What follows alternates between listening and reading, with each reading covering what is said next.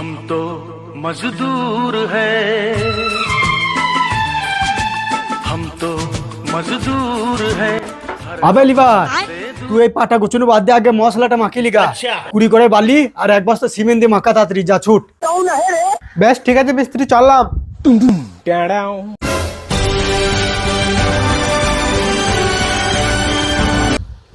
Hello বেটা। হ্যাঁ আব্বা বলো। হ্যাঁ কি করছিস? এই তো আবার কাজে আইছি। বেটা রে, তোকে আবার বাড়ি আসতে হবে তো। ডেলি ডেলি ভরনাম মরা পেয়েছে নাকি?